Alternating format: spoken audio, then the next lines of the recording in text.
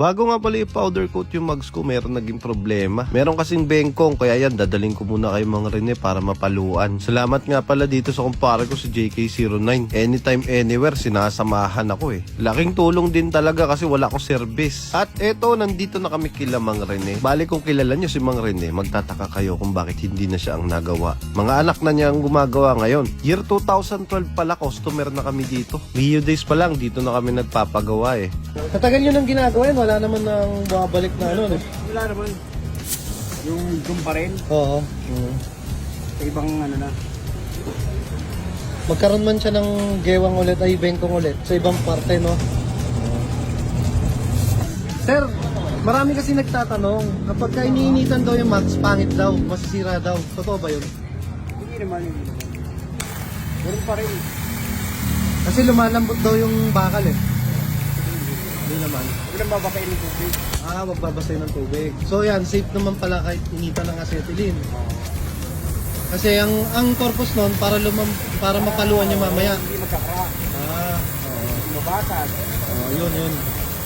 And sir, at least nasagot yung mga tanong ng iba na marami kasing kupal sa social media, sabihin, pangit, ganito, nasisira, ganyan, lalambot na yung quality ng bakal, alam mo na. Yan. So safe naman pala, malinaw.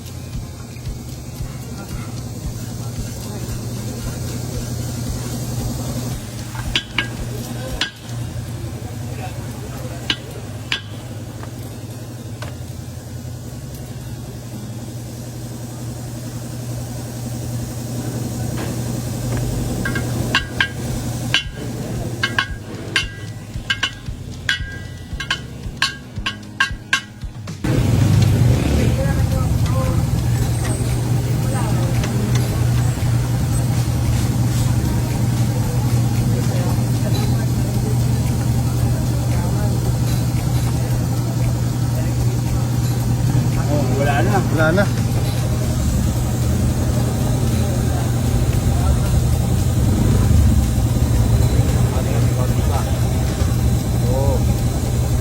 Ano nakikita mo agad yun?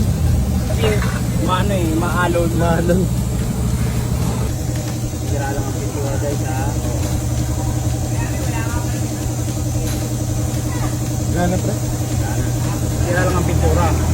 Kung itatanong nyo pala kung magkano yung labor ng paggawa dito, 500. Mura na yan kumpara sa iba kasi sa iba parang mga 1K yata. Ayan, si Mang Rene hindi na siya nagawa ngayon.